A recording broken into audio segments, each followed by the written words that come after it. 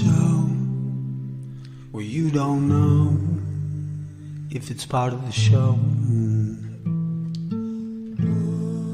Welcome to the show. If you don't know, it's part of the show. Didn't they teach you to reach for the stars while opening up the bars and keeping you chained down with mortgage bills and cars? Vaccines for your arms, kids sounding like supercharged, caffeinated hate-filled scars and rage-quit repertoires. No answers for yards, caught up in emotion that's not even yours. Imposter truths like impeccable retards, lined up for your serving of Gish Gallop and wars. No remedy can save the lost, in love with the yarn. I'm tired of walking into refracted shards, poor science displayed by disgusting bards. Soaked in sin with your dupe is delight in a new hand of cards. Been so long, seems like for love I'm just too hard, I'm just too hard, that's it. Welcome to the show where you don't know if it's part of the show. Welcome to the show. If you don't know, you don't know. Intoxicated eight makes you believe you're spinning in space while you have no shame or grace. It's a disdainful state I used to contemplate how to save myself from my own self-hate.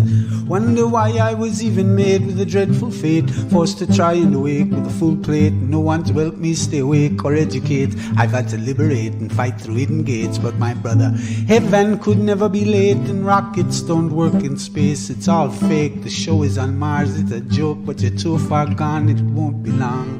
Fepe's beak is strong. We have our song and we march along like streams of knowledge leading to God's holy pond, and lives of truth that hits the bong and sings the song that turns mankind from the wrong. We come in peace with a holy gown and all of us wearing our holy crowns. Said the earth is flat and we probably just won't get along, just to go along. I said, welcome to the show where you don't know if it's part of the show. Welcome to the show. If you don't know, you don't know.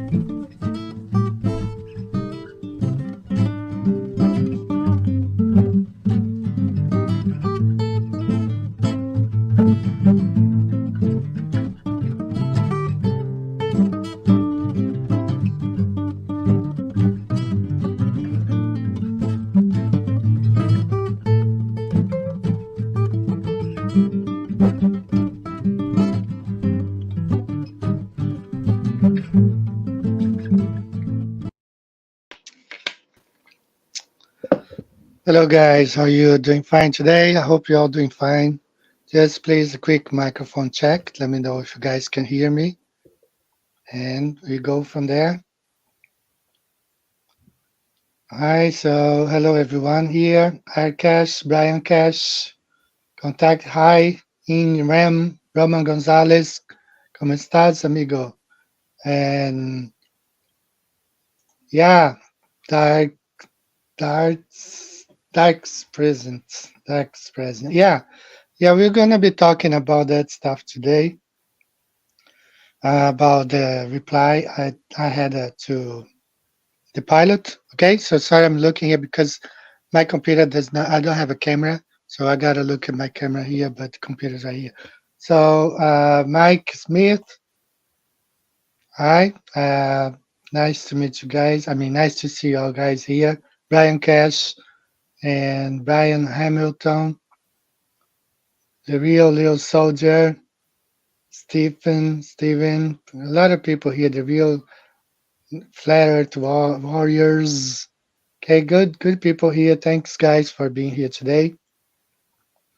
So I hope you guys can hear me well because I don't see any complaints here. So I guess you guys hear me well. Yes, sir. Okay, Brian. All right. So uh, I hope you guys are doing fine today. So let's go ahead and get started with this here. First of all, big shout out to mm, Mark Wagner. He's from Europe. He's from somewhere in Europe. Let me present my screen here. Share screen.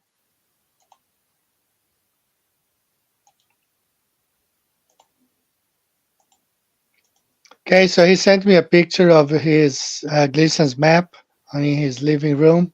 So thanks, appreciate guys for the support.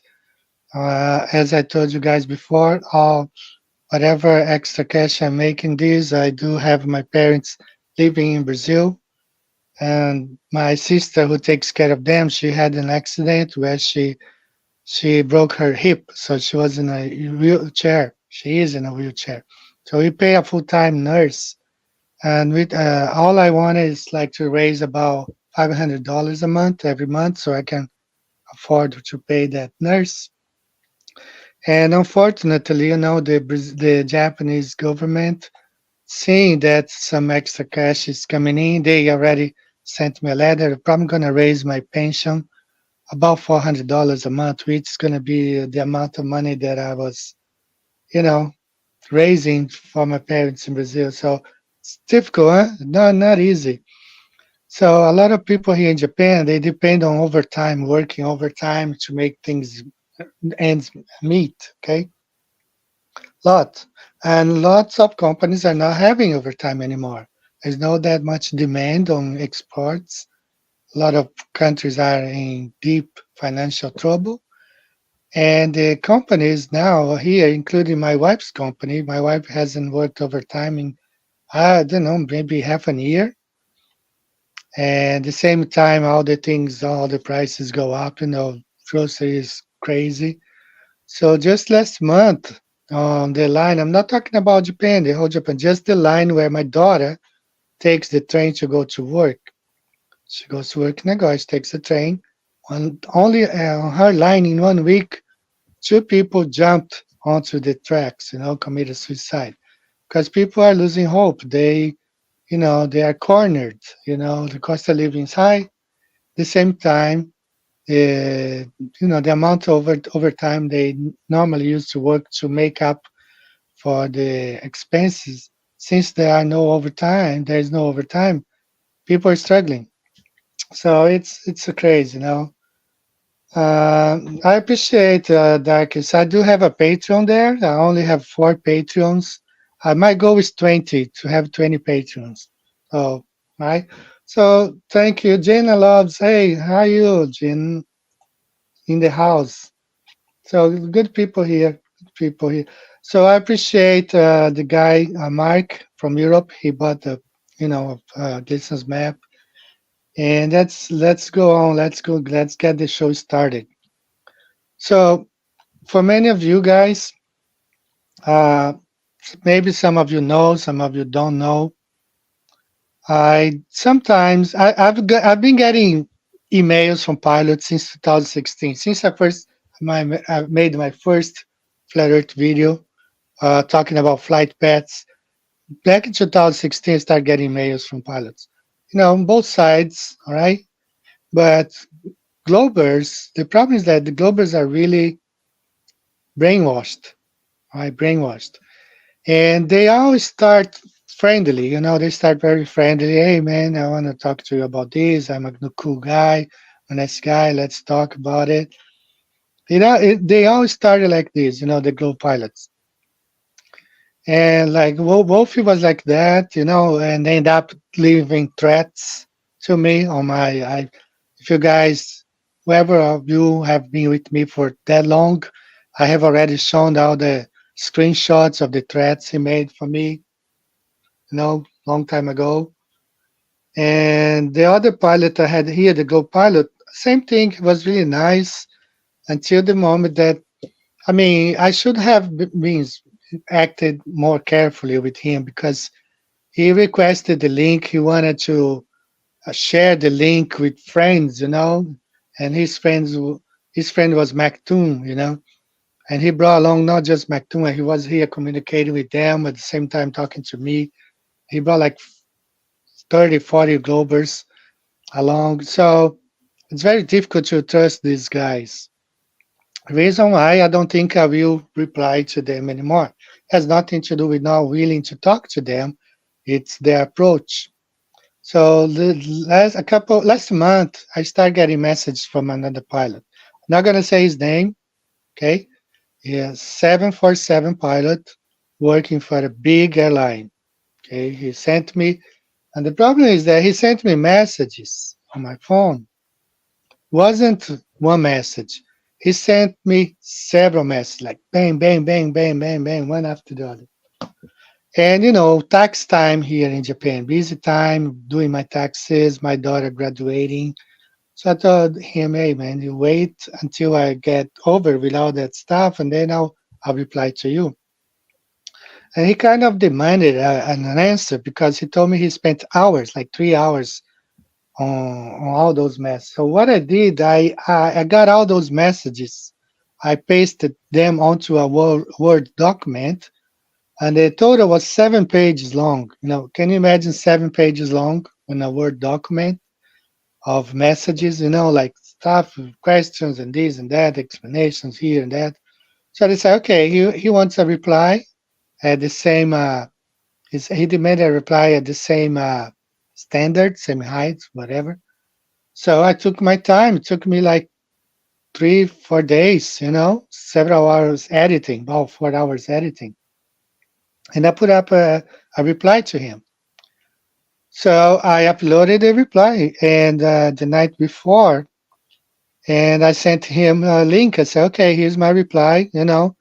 Take your time to watch and to reply back because I'll be busy the couple of weeks. I had so many messages to answer and stuff like that, besides my own work. And when I woke up, I mean, the next morning when I woke up, I saw the video had several, like over 2,000 views, a lot of good comments. And it was like, I saw that the views were increasing, a lot. And then I started getting messages from him again.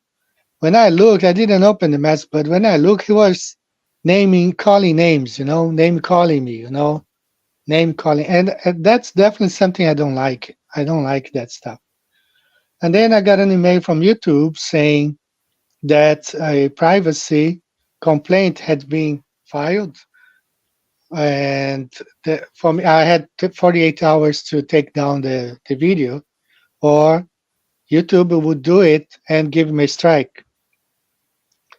But the video I made did not have any images of him.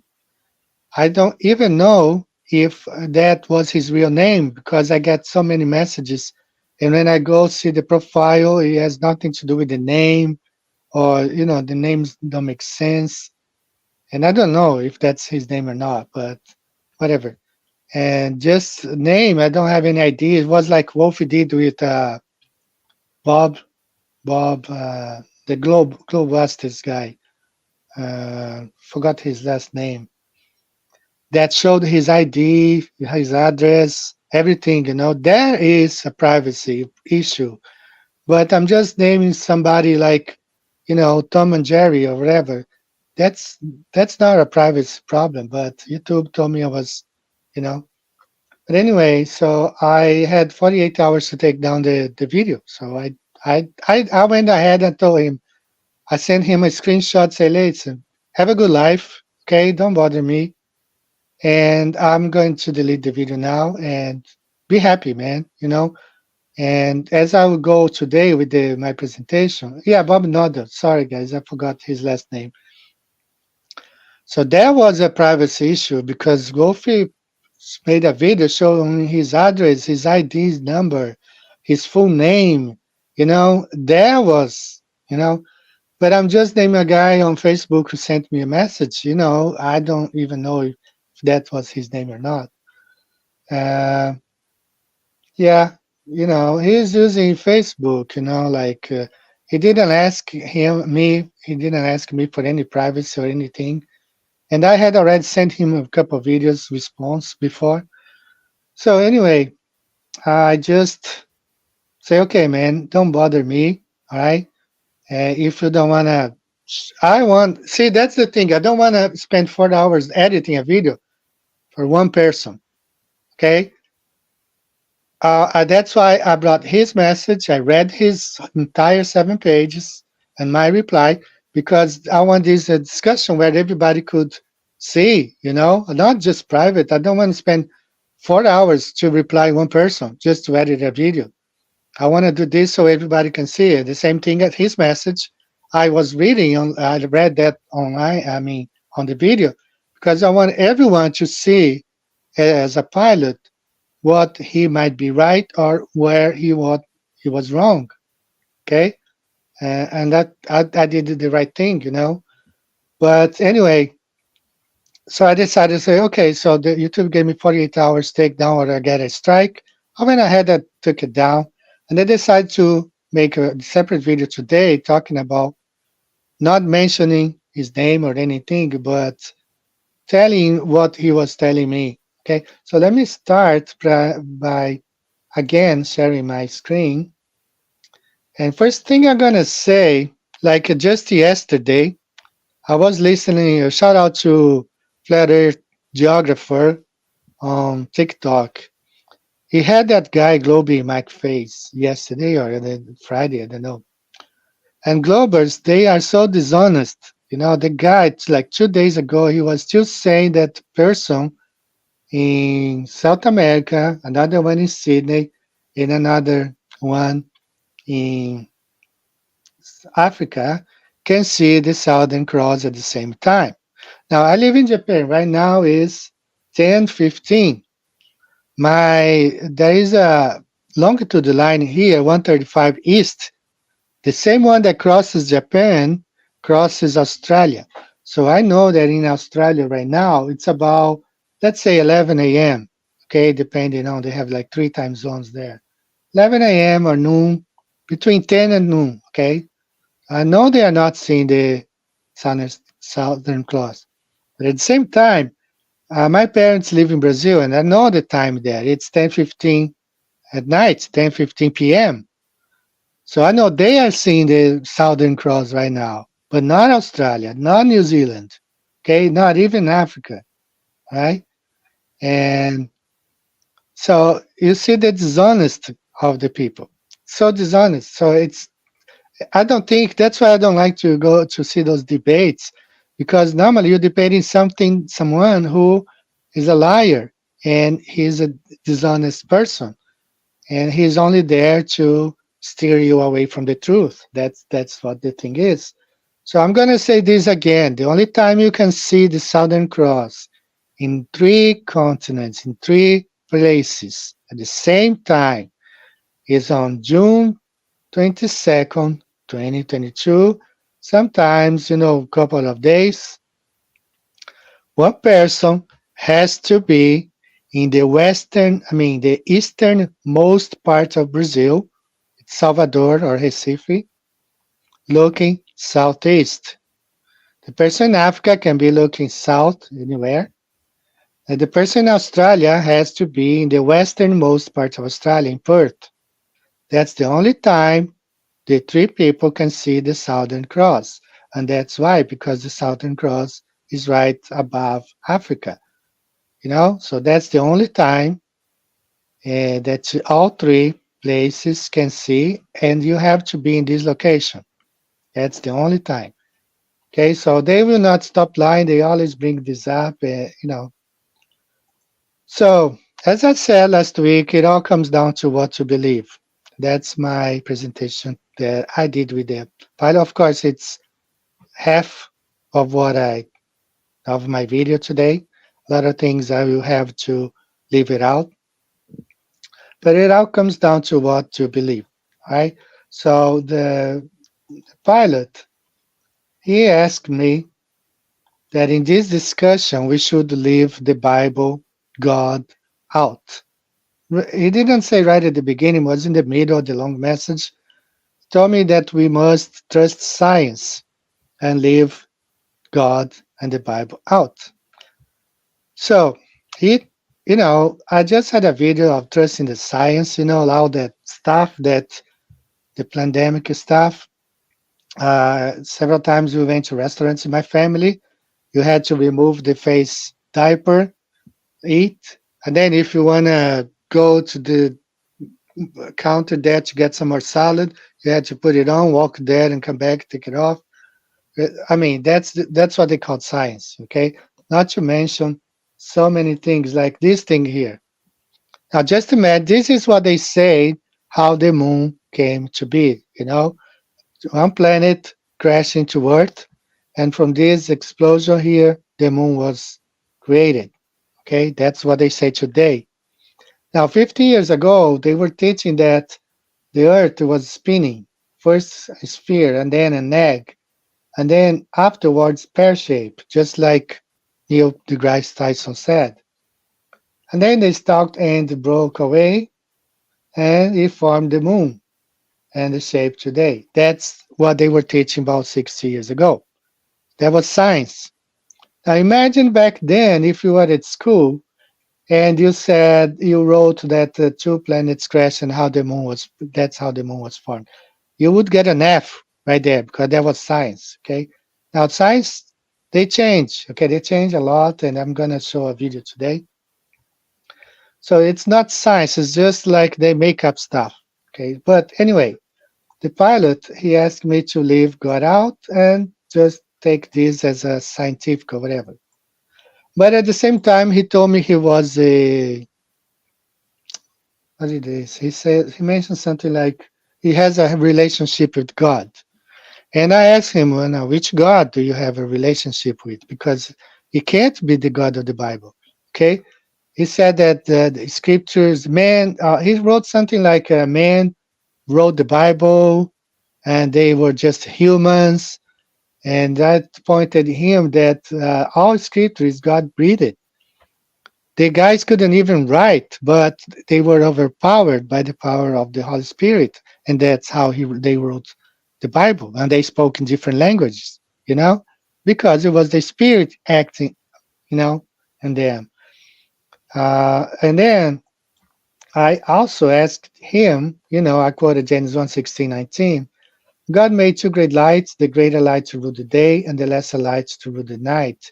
He made the stars also, and God set them in the firmament of the heaven to give light upon the earth, and to rule over the day and over the night, and to divide the light from the darkness. And God saw that it was good, and the evening and the morning were the fourth day.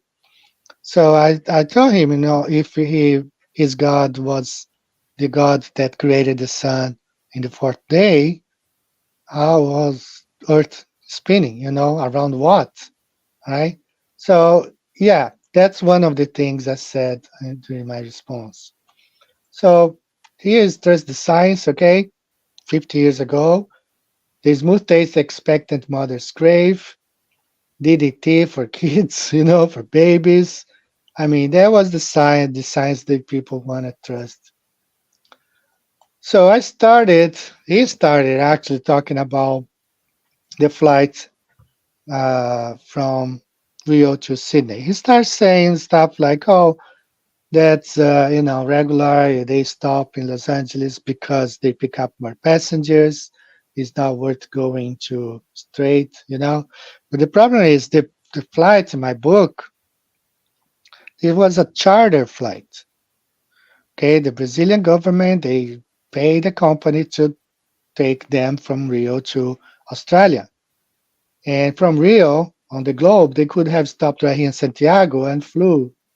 This distance between Santiago and Sydney, 7,000 miles. That's the distance. Between Rio and Chile and Santiago, it's about 1,800 miles. Okay?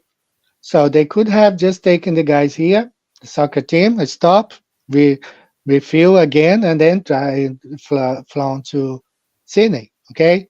Now instead, they travel 6,500 miles from Rio to Los Angeles, and then 7,500 miles from Los Angeles to, to Sydney.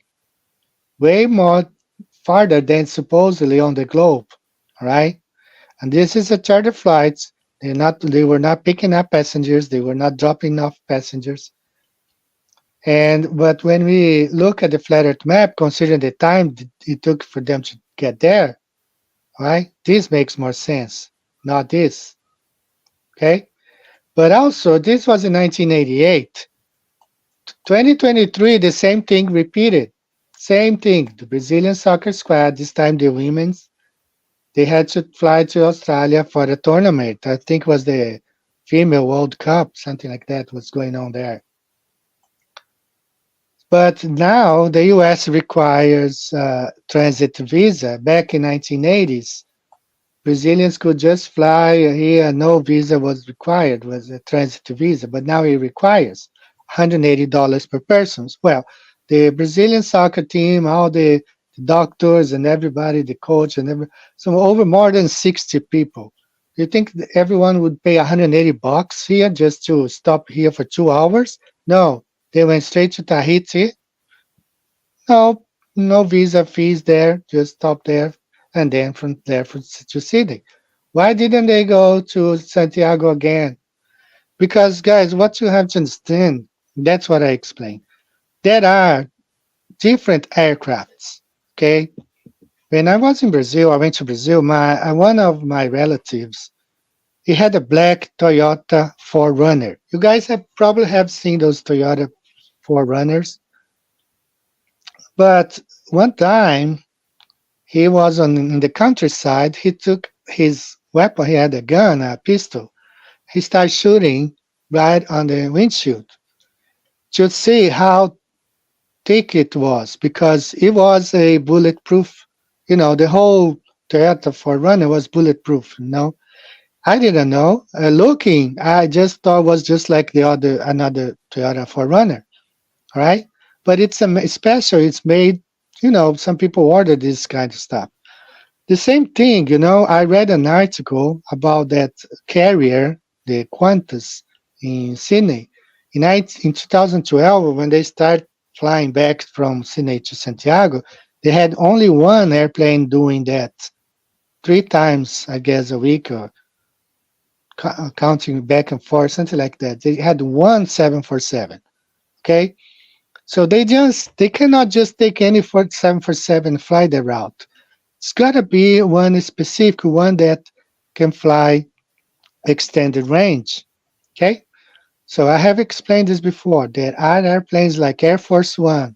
Okay? It flies faster, 640 miles per hour, and also can fly much farther than the regular 747-200. Okay? So don't think those airplanes that fly Sydney, Johannesburg, or Sydney, Australia is just the regular one.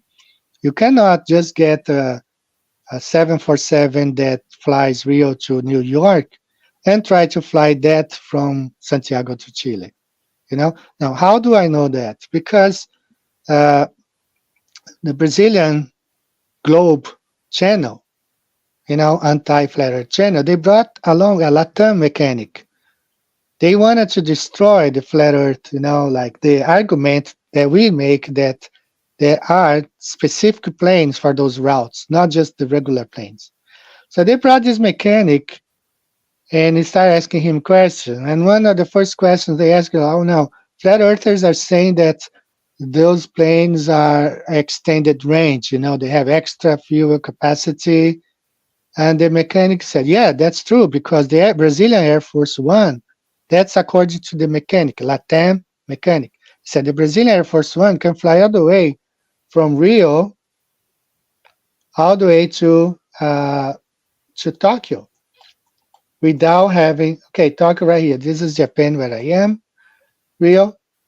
And when I fly from Rio to Japan, we have to stop in LA for refueling.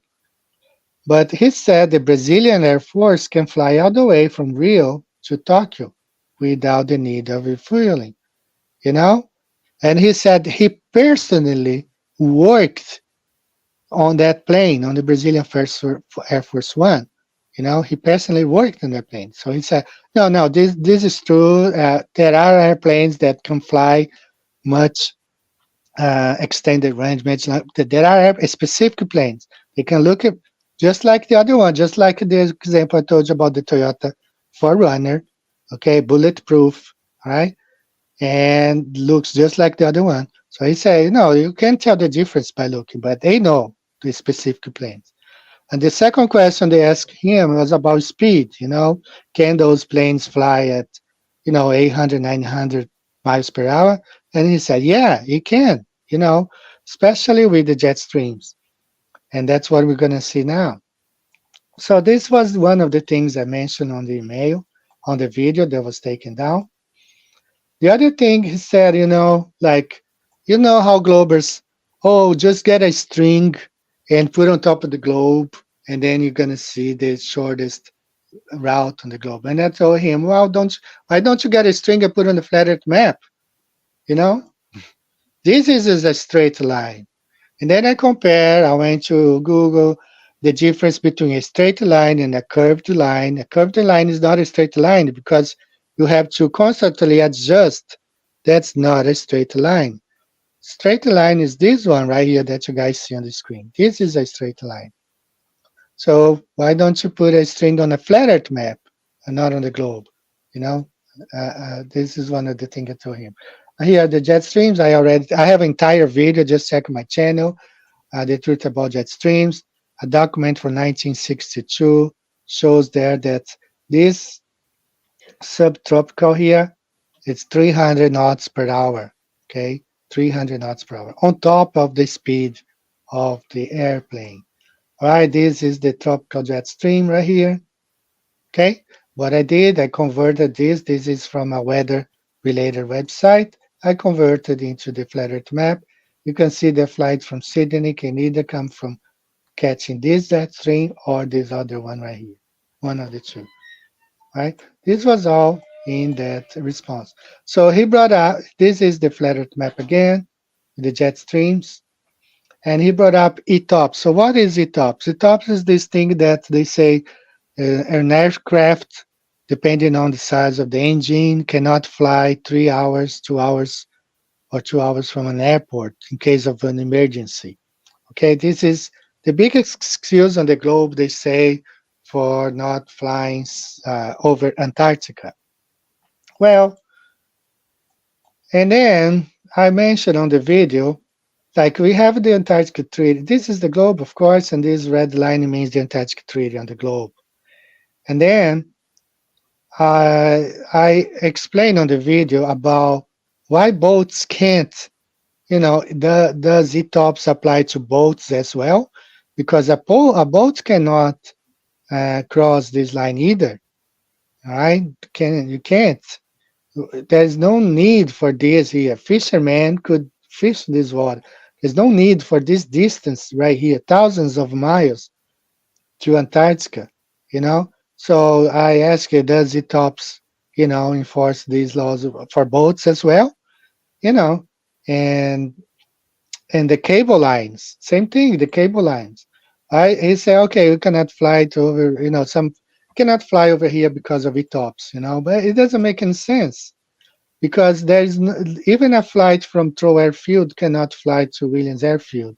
On both, they can land 767 planes, And then I brought up the cable lines.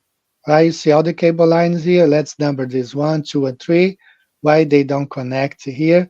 Because when I convert to the flat Earth map, it's not possible to convert them. It's just not possible. So is this because of ETOPS as well, that they cannot lay cables over here? I brought all of this, and this is the Mercator projection for flights. It just looks the same when the cable lines and the flight routes, the same thing. So it's not ETOPS that's preventing planes from flying over Antarctica. It's the shape of the plane. Antarctica is not a continent on the top of the ball. Right, so I want to play this video real quick about Antarctica. Very interesting. right here. Well, what's going on in Antarctica? Why so much secret, and why do we need an international treaty to protect Antarctica? I'm on board Norwegian Star. Our ship is not going to Antarctica. They secretively changed the name of this cruise yesterday on the app from South America and Antarctica to a round trip South America. According to the customer service desk, this decision was made by head office in Miami before we departed, and it was for operational reasons. They refused to explain what those operational reasons are. We know it's not weather, so what is the reason? We started talking to people last night. Everyone was angry. We told people to join us here at 9:30 this morning, and look at all the crowds that have turned up. Customer service are refusing to acknowledge us. They've sent their security officer out to calm us down, but we just refuse to be told, sorry, we're not going and we're not going to give you reasons. We feel we're being cheated, being scammed. This is the security officer telling everyone to calm down. Now, everyone on this ship has paid a lot of money to cruise to Antarctica, not to do a round trip of South America at sea. We are being dismissed, ignored, refused answers. They're telling us we just have to accept it. Well, guess what?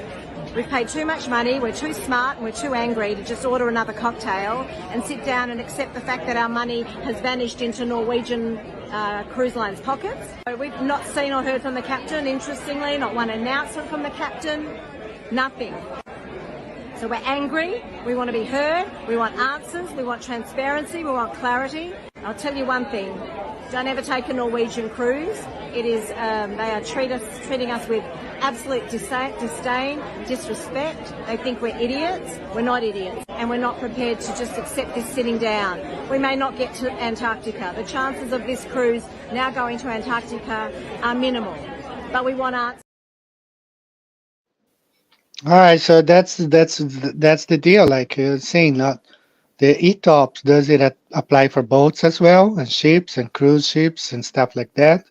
So they big excuse here for not flying over Antarctica because they say the ETOPS, whatever.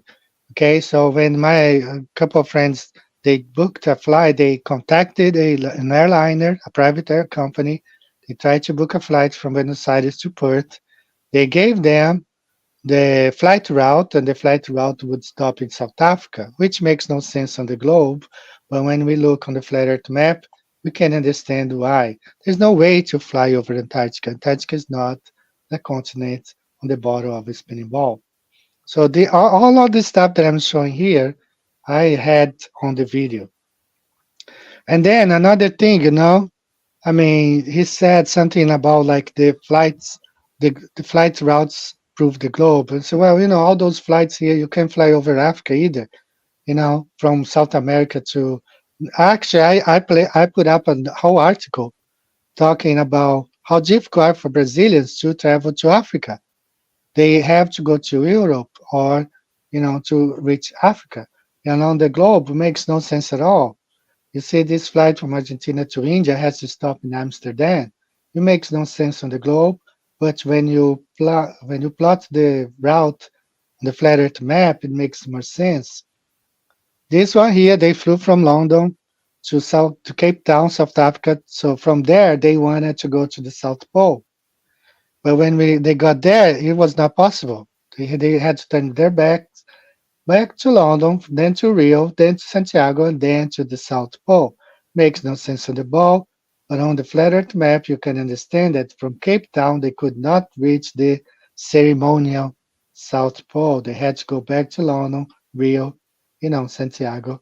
It makes more sense on the flat Earth map. So all of this that I'm showing you guys, it was in the video. All right, Santiago to Johannesburg, got to stop in like North Africa. And you just see here on the flat Earth map why. Another flight, Buenos Aires, Johannesburg, stop in Amsterdam. And this one, the World Cup coming back from Qatar, why not landing here in Africa? And I've heard a lot of excuses, but they have plenty of big airports in Africa. It's just that the layout, it doesn't help. They gotta fly according to the flat Earth map. And this one from Tel Aviv to São Paulo, recent flight. They stopped in Madrid. It makes more sense on the flat Earth map. Doesn't make sense on the globe, right? Another thing he brought up was the sun setting, and he said like, why he sees the sun setting at 300 nautical miles? Why can't he bring back the sun, with the zoom lens? Well, because 300 miles is not where the sun is. If the sun is setting here, the sun is 4,000 miles away.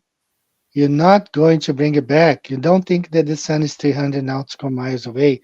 It's 4,000 miles away. Once the sun sets, it's totally out of reach. It's 4,000 miles from where you are. It's not in 300 nautical miles. And yeah, he said he had seen the curve at 43,000 feet. And I just pasted these two pictures, like Neil deGrasse Tyson. He said that Felix Baumgarten, 128,000 feet, you can't see the curvature of the Earth. And Terry Virts, he said that you need to be at the ISS height to be able to see the curvature of the Earth. So, I just showed, So he is an expert like in navigation. He was a Navy commander, something like that.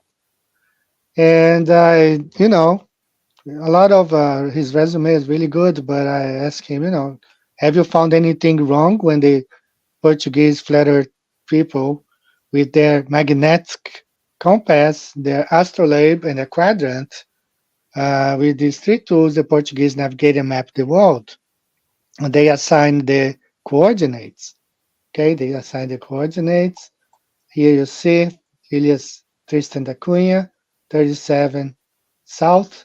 If you go to Google today, Tristan da Cunha, 37 south. He did all of this mapping. Fraser Island, they mapped Australia. All that stuff was in the video, okay? I can play it here for you guys. But they did it all with their flat earth map right here.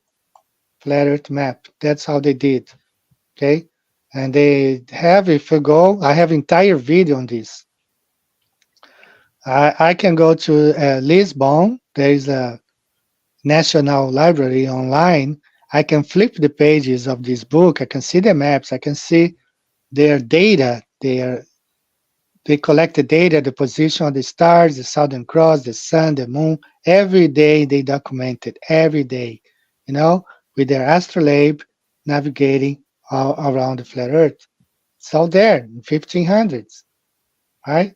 And that has any globe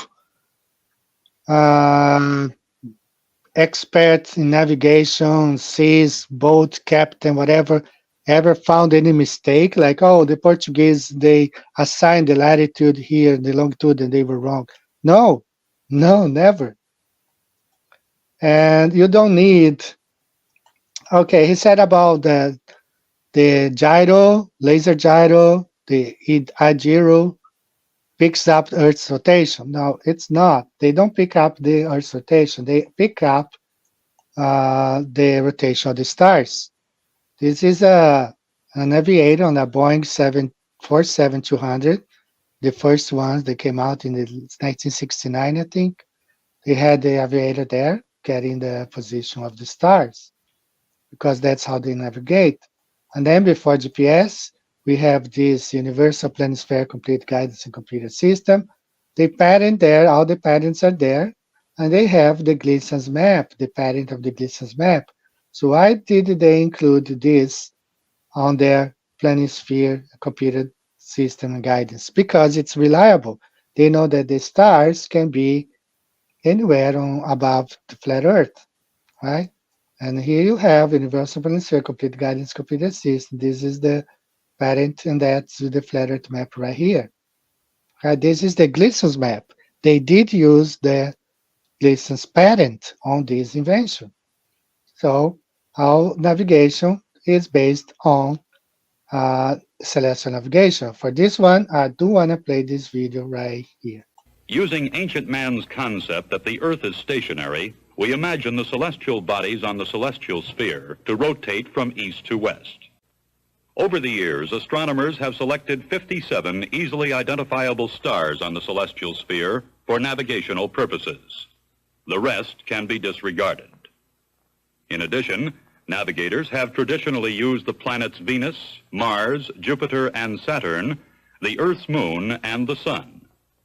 Polaris, or the North Star, is approximately at the celestial North Pole, and the rest of the sphere appears to revolve around it.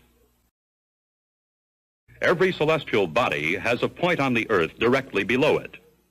This is called the geographic position, or GP, of the celestial body. Sometimes it is called the subpoint. You are at that body's GP when it is directly overhead at your zenith. Remember, stars appear to move. However, they do not change their position relative to one another. So even though the celestial sphere appears to be moving, the prime hour circle and the hour circles of the stars maintain constant relative positions. So the sidereal hour angles, as well as the declinations of the various stars, are considered fixed. Using ancient man's concept that the Earth is stationary, we imagine the celestial bodies on the celestial sphere to rotate from east to west. You guys think they have changed this stuff? No, they have not. They still consider Earth to be stationary. So when the airplane, the pilot, before they leave the airport, about an hour, 2 hours before, they have to gather the data, they get all the data, where the stars are, the position of the stars. That's what they do, because the stars do not change their position relative to each other. It's stationary, and they don't expand like the heliocentric system. They are expanding, but in reality, they don't. 3,000-4,000 years of recorded history, the stars are still in the same place. Do you think they're going to change that for a globe or consider Earth rotating? Of course not. They're not going to change that.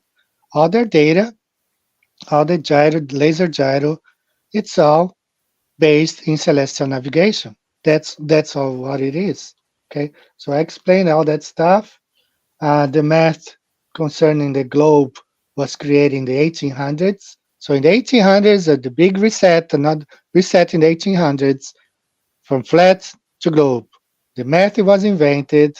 The Haber sign formula was invented, and the globe started taking place. That's how it is. And he mentioned that radar. He confirmed that radar is line of sight. But he asked me if why, if a radar can pick up ship in 100 nautical miles, why can't a radar, which is line of sight, according to him, he admitted that, why can't the radar pick up a boat over 100 nautical miles?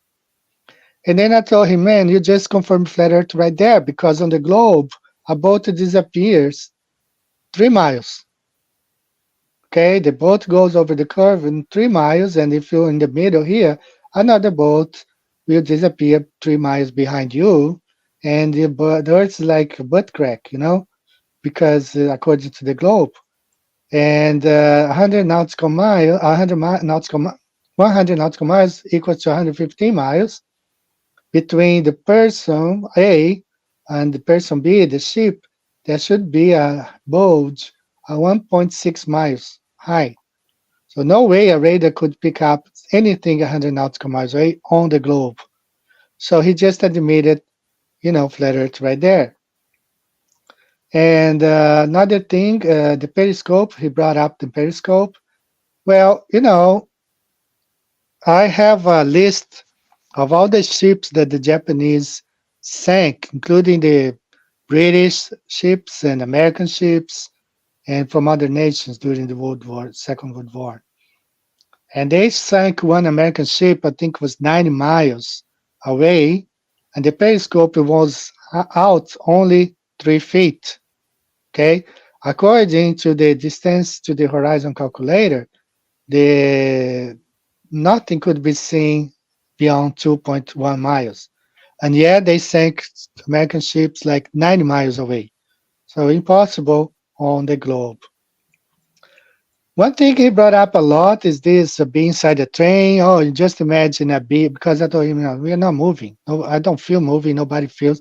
Oh, just imagine a bee inside the train, a bee inside the train, or a bee inside an airplane. That she can fly from one seat to another. You can throw a ball. This argument is pretty silly for the pilot because he's comparing an artificial environment to being outside in the open, getting wet when it rains, getting sunburned. I don't get wet when I travel. I travel this train here to Tokyo, the Shinkansen. It's called the Shinkansen, the bullet train. You don't feel anything when I mean, you still feel the. It's untrue to say that you don't feel anything. You feel you're traveling. But anyway, you are protected here by fuselage. So I told him you should quote this example here. This is a guy driving at 70 miles per hour.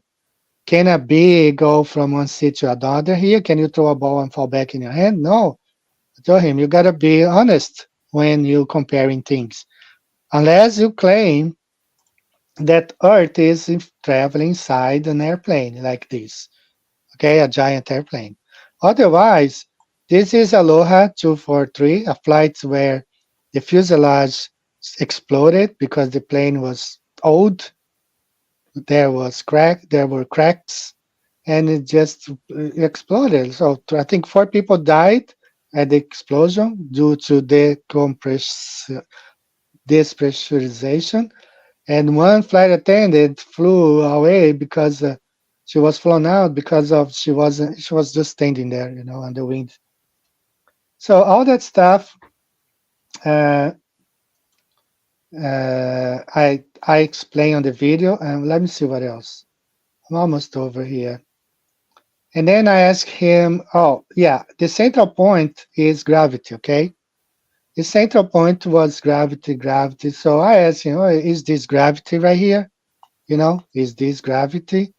And how big is gravity? Because according to modern science, the core where gravity is 2,165 miles.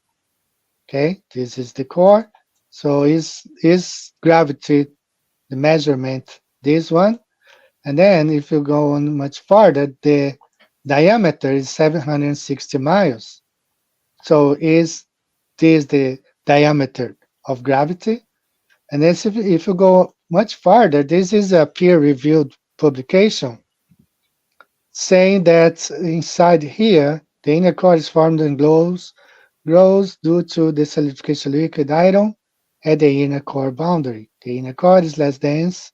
So they say it's a mix of iron and a blue light. Okay, and the blue light. So where is gravity? Is this blue light gravity? And his flight from Hong Kong to LA, how does this thing work here? Is this gravity, if only 1/3 of this is gravity, how does it have the power to maintain the moon 238,000 miles away, in orbit? I mean, a lot of nonsense. And of course, how does gravity know where north is on the ball? I posted all this stuff to him. So it all comes down to what to believe. And if he believes in gravity, he prefers not to believe in the Bible. He believes, the guy, I have this book here, Science Again, explain how he died and he poisoned himself with mercury and other chemicals. And just because of science, So this is what I stand. He sits enthroned above the circle of the earth, and its people are like grasshoppers. He stretches out the heavens like a canopy, spreads them out like a tent to live in. That's where I stand, and that's where he stands. He believes in the gravity fairy. So that was the video I made, and I thought was great. entertaining. I didn't even touch many subjects that I wanted to touch, you know. For anybody who believes you are traveling, flying an airplane, while your airplane is flying upside down from Sydney to Australia, while you're going in 4 different directions at the same time. I mean, it takes a lot of faith to believe in this stuff, more than believing in the Bible. You know, you believe it takes a lot of faith. You got to believe all these crazy 4 different movements at the same time. And you know, I questioned him. I said, if you want to talk, explain, come on the show. Say what gravity is. Where is gravity? How does it work? And tell us about your God. I wanted to hear about, you know, his God. He believes, but it's an impotent God. You know, doesn't do much. You know, so that was the content of the video. I was there for couple hours, 6-7 hours, and you know, YouTube threatened to take it down and give me a strike. And I presented about 50% of what was in the video. I presented now. I did not mention his name. I didn't show any pictures. I don't know if those are his real picture. So shout out to Mama Lula. I saw her here. Mama Lula has been around for many years, Flat Earth. Yeah, exactly. You know, they don't use the 777. They use the 777, and also, actually, I do have this picture right here. I was going to show you guys, but I have shown it before. Where is it? 777. Where is it? Oh, right here. So they don't fly this airplane here. All right, according to, you know, the flight radar, they fly from Shanghai to New York, which is a distance 7,392 miles. But for Sydney, which is a shorter distance, they have to fly the 787 with a range much greater. So of course there is something going on. Not mentioning that this 787 might be an enhanced version, you know, can fly at 650 miles per hour regularly and can fly for perhaps instead of 15,000 kilometers, 15,000 miles. I don't know, you know, but good call. Okay, good call here from Supersonic. He's from Brazil, you know, South America, so we know what's going on, right? When we tell you guys that not three parts of the globe or can see the southern star at the same time, because we can't. There is one thing called time zones. All right. So, you know, these guys are. So let me see here. A lot of things going on in the chat. And I'm going to run a quick ad here. Let me remove hide this comment. This is new. I just got it yesterday. Rampage Jackson. Let me see. Did I upload here? Yes. So let's watch this stuff. It's different. They changed it. This is the actual map, and you can look up in encyclopedias. You can go and check one out. The library is a map that was. It says like it's proven. It's a map, and it's scientifically proven. It's a fact that these are the maps that they use. It's a flat Earth map, and you have to fly over Alaska to get to LA. So from Asia. Yeah, but Alaska is right by. It's right by us.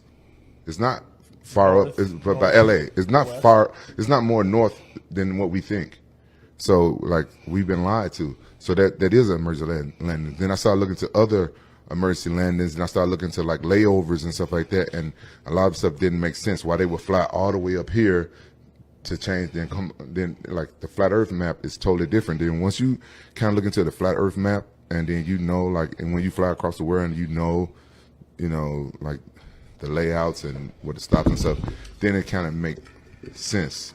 The flat, and that's what took me over the edge, was that the emergency landings thing. And this is the one thing that tipped me over to believing the flat Earth, and for a few reasons. I remember this older white lady that was talking about racism in America, and she was talking about how our continent is shaped different. Some continents are bigger than what they put in the maps. So she said they mess with the maps and how thing is, and then this guy was talking about emergency landings. He was saying that one time this Asian lady was coming from Asia, I think Taiwan or somewhere, flying to LAX, and she was pregnant, but she was lying about how far along she was. So she got on the plane anyway, and then she started giving birth on the plane.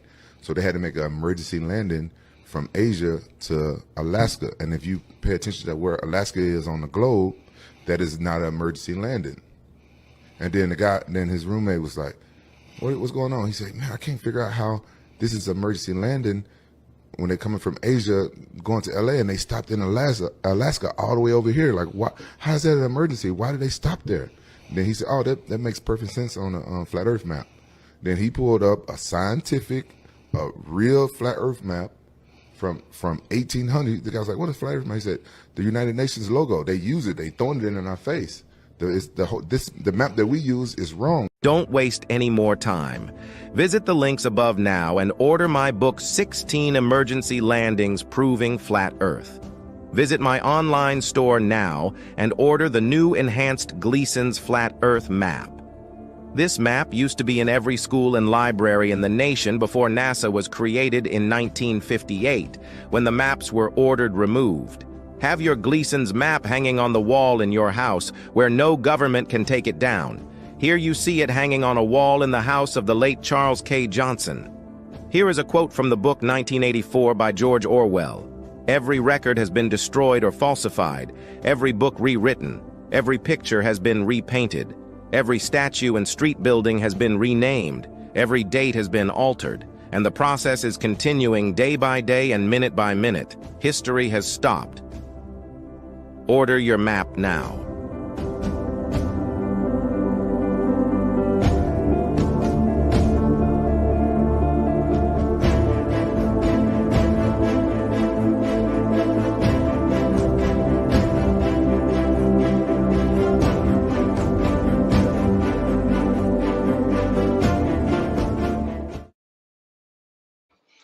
All right, guys. So great to hear Rampage Jackson, and now that all this research kind of pays off, like showing, exposing those flight routes and see how they don't make sense on the globe. It makes perfect sense on the flat earth map, scientifically and practically correct. So, it's really nice. Shout out to Alabama is in the house, a couple people in Alabama, Huntsville, Alabama. Hey, Corey, what's going on? Thank you, brother. So a lot of good people here, always Huntsville, Alabama. Yeah, I went there like 2 times to NASA. I bet Peter, you have been to NASA there, huh? When I went there, it was like $30. That was 20 something years ago. I wonder how much they're charging to get in there now, and that's something, because when I was there, I saw it says there underwater training facility, and I was like, what? They train underwater to go to space? That was like, man, that was way before flat earth, and I was already questioning, what's going on? Why do they have to train inside the water? And yeah, they did that. So a lot of good people here today. So that's the reason, guys, I had to take down the video, okay? But basically is, I wanted him to come over and explain. I want to hear what kind of God he believes in, that is totally impotent, doesn't create anything, is not responsible. And somebody asked me to ask him if he believed in evolution, that man came from monkeys, See, that's the thing. Some of those pilots, they don't want to talk about other things.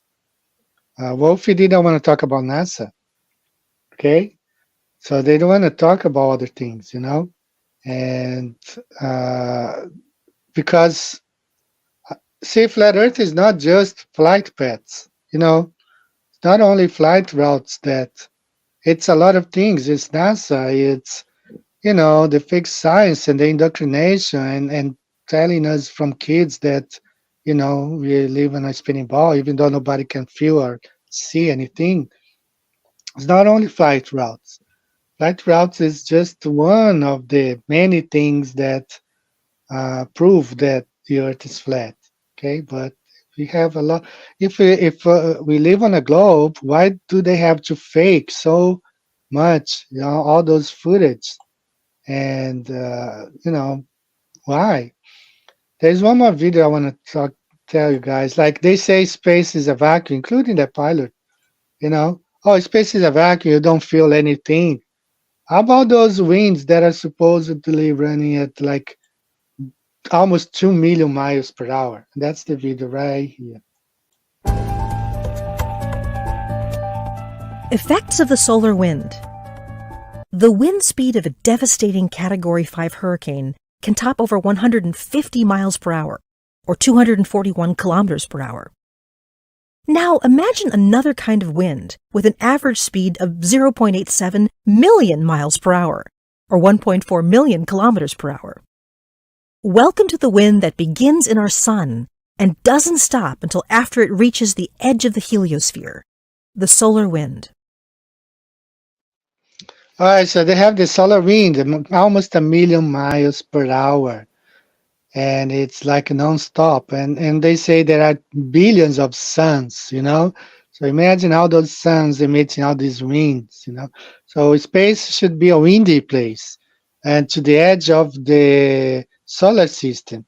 So what happens when you get to the edge of the solar system? Do you fall? I mean, it's crazy. The people believe all this thing and they call it science. Yeah, I mean, so many crazy stuff. Yeah, I did show my video the undersea cables. Totally. I mean, he claimed ETOPS, which says that airplanes cannot fly over Antarctica because there are no place for landing in an emergency. But how about the cables going around, from South America to Africa? Can't lay the cables. About the boats, I just showed the video. The lady, they paid a lot of money to go to Antarctica, and they were refused. And I kind of followed up with some of her posts, and they didn't get to go. Yeah, how does solar wind travel through a vacuum? So many things, so many crazy theories. Hello, aloha from Florida. Is he in the house? Oklahoma's in the house. Conscious machine. Yeah, gravity had that one. Californian in the house. So, I mean, so many crazy stuff. And I was watching this lady. So excuse the language, but this is not mine. It's just like this lady.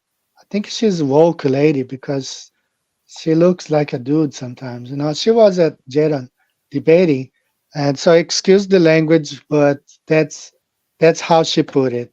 Okay. It works. I think a hypothesis is a guess. It can be a wild guess. It can be completely out of the blue. You can pull a guess for a hypothesis out of your butt, right? That's what they did. Yes. Well, why are we treating it as fact? Because they got better at it. They got better at pulling shit out of their ass? You make successive approximations, and over a period of time, they get better and better and better and better until the accuracy comes down. It starts getting into the decimal. So they're just getting better at pulling stuff out of their ass. The first guess can be, actually, that's how a lot of things work. You make a guess, and if you guess wrong, then you make another guess. And then you split the difference between the two and you make a third guess. And as you go, your guessing becomes better and better. That's probability. The world, You're a stupid dumbass. All right, so this is the guess 50 years ago that the moon was created because Earth was spinning, and now they're teaching this stuff. And then in 50 years, they're probably going to come up with something else. Anything but what the Bible says. That's the thing. Modern science, so-called science, is just there to deny the existence of the Creator. So they will come up with anything, just like the lady said, out of their behinds. They can take any theory they will come up with, except uh, uh, what the Bible says. And I do want to show this stuff. I think I did show last week. Let me find it here somewhere. So let me find. Then let's see. It's in a different folder. So I hope you guys are doing fine today. Let me just find this other one. I think I discussed last week, about the difference between the heliocentric model and I don't know. I don't think I have it anymore. There was a list between the heliocentric model and I don't have it. I think I deleted. Yeah, I think I deleted. So anyway, what's the difference between the heliocentric model and what the Bible says? And it's the total of the opposite from each other. And that's what it is. All right, guys, let's see what's going on here in the chat. Thanks, you guys. So Texas in the house. Hello, Texas. Yeah, this is so disgusting, isn't it? Like they say this stuff. I mean, they just make stuff up, Massachusetts is in the house. Hello, Beraba, Brazil. See, Brazil is in the house too. Okay. Auburn, Alabama. Go Auburn. I think I still have an Alabama football t-shirt. Not there. So a lot of people here, Brazilian, a lot of Brazilian people. Ukai in the house. Ukai, what's going on, Ukai? All right, guys. So, as I told you in the beginning, the Globers still come up with those lies, same thing, that, oh, y'all can see the southern sky star from different places. And I want to show you guys this thing here about the Southern Cross.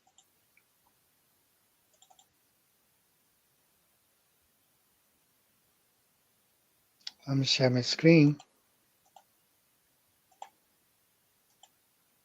Not sure if I ever did this. So you guys know what a planisphere is. Let me remove this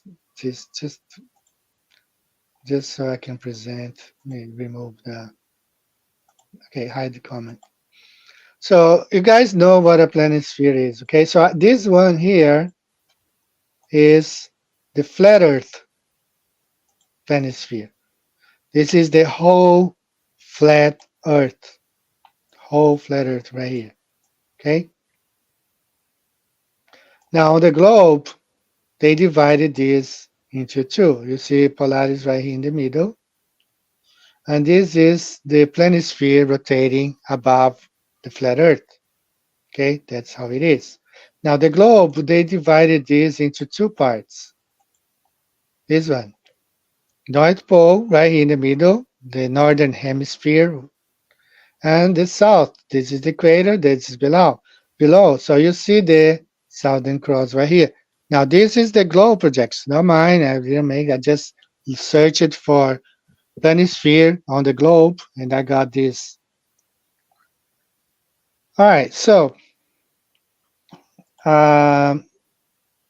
this is the Southern Cross. I'm gonna overlay this on top of the three continents right here. They all facing south, right? So right here, as the stars rotate, it's above South America. So they cannot be all looking south and look at this. This guy has to be looking southwest. Yeah, southwest. This cannot see at all because it's daytime right here. Okay, so another rotation. Right now it's above Australia. Okay, so someone in Africa, if you look southeast, can see it.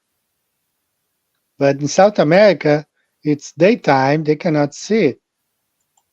Okay, look right here. You can see in Australia. Okay, they can see in Australia. These parts here, they cannot see. It's daytime. Okay, same thing here.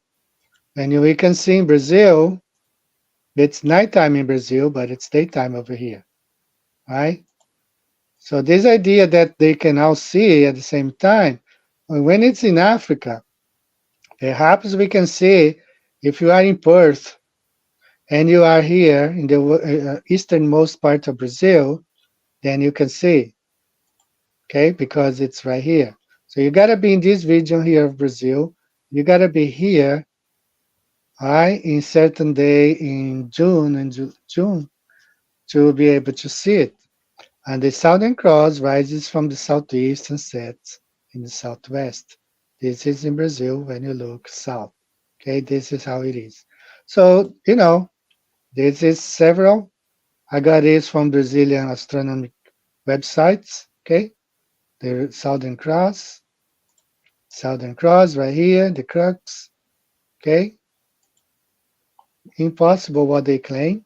All right, southeast to southwest. Southeast to southwest. Okay, southeast all the way to southwest. Southeast to southwest. Okay, that's how it is right here. This one explains everything right here. All right, so it's possible they keep up with these lies. Oh, they can outsee, they can't. They don't understand time zones. It's not night unless they claim they on the ball earth the top is illuminated and all the bottom is in the dark. All right, guys, let me see here what's going on. My daughter just sent a message. I'm just replied to my daughter's message. And we are getting to the end of the show. We've been on for 1 hour, 21 minutes right now. So I hope I have explained how the Southern Cross works, So don't believe those liars. Not Professor Dave, the other guy there, what's his name? Mike Certain and Globy, all those guys. I have no idea. They're just, just liars. So I guess we're getting to hello, Australia. Hello, mate. Sorry, guys, I can't speak the Australian accent. Yeah, the Globers love the ball. They love the ball and they don't want to let it go. Okay. Canada. I was gonna have somebody from Canada today, I guess, but she decided not to, and so I didn't make it. All right, guys. So I guess that's all for today. Yeah, straw man. This is a pure straw man's. They straw man flat Earth all the time. Solar eclipse coming up. Yes, I don't know, guys. I want to take a break. Let me see. I have a calendar right here. So today is the 18th. I want to take a break. To me, it's 18th, 17th there. I want to take a break 24th, 31st. I think I'll come back the day before the eclipse, and I'll bring more stuff concerning this eclipse. So I'll come back on the 7th. That's a day before the eclipse happening. So a lot of things going on. I heard one guy said that this eclipse is the same eclipse as the occur on the crucifixion, the day of the crucifixion. the same kind of eclipse. And so I'm going to bring some stuff on the 8th. I'm going to be talking about the eclipse only on the 7th. Okay, the day before the eclipse, we will have a live stream and we will talk about the eclipse again.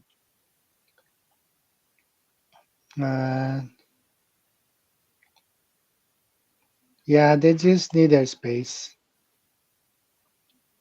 So guys, I think Indiana is in the house. A lot of people joining in now, but I'm about to wrap up the show. We go on for an hour, 75 minutes, the most 90 minutes. So we've been on for 80, almost 80 minutes. Thank you so much, guys. Thank you, guys. And I hope you guys, if you have questions, I'm always happy to answer.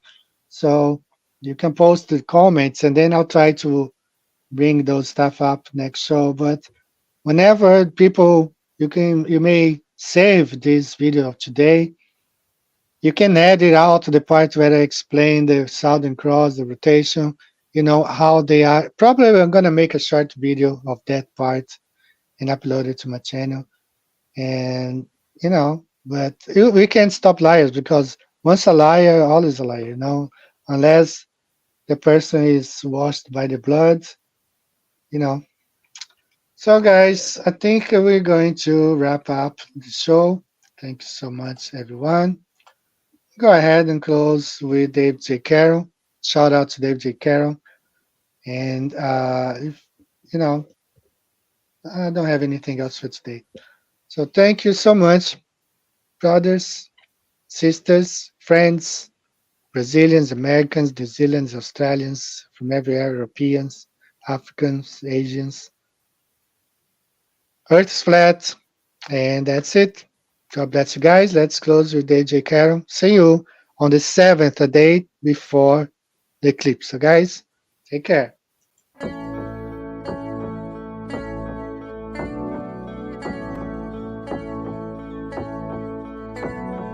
Wonderful, magical, celestial light, fantastical, mystical, wonderful sight.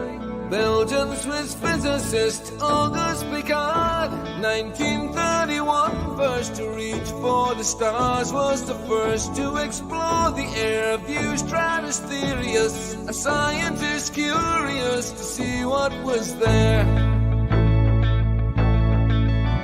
An aluminium black ball on a helium balloon, hydrogen with photos and instruments, sailed towards the moon, rose in just half an hour, 52,000 feet, 10 miles up, 10 temperature, up a dead drop in heat and cold, but disproving gravity. Wonderful, mystical, beautiful sight, flat line separation of black from blue light, a world run by deceivers, false make-believers, hiding in shadows, stealing our light.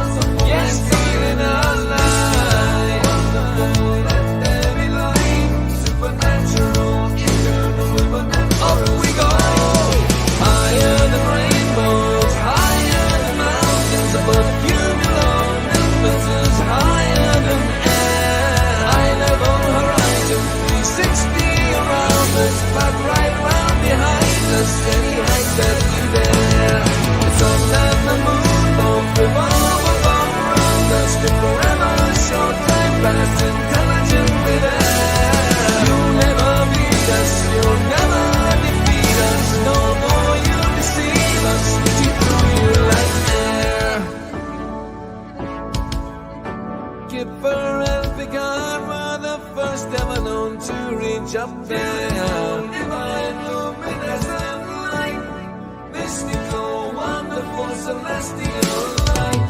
So what was their eternal testimony? What did they report back to humanity? Said it seemed like a flat disk far as eyes can see, with an upturned edge fading into infinity. A mystical, ethereal, celestial sight, a divine creation, a clockwork of light, designed hid by deceivers and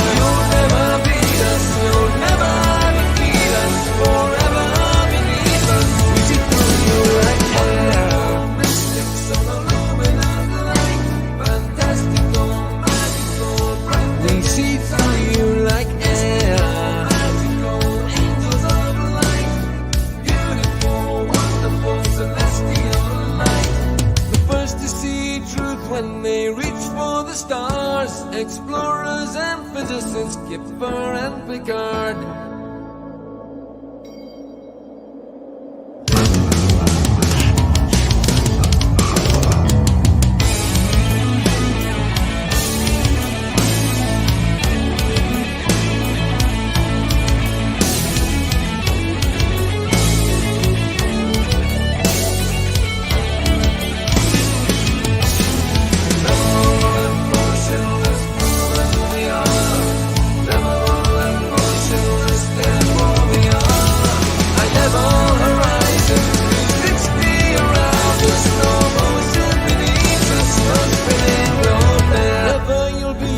Never you'll defeat us, forever beneath us. We see through you like air.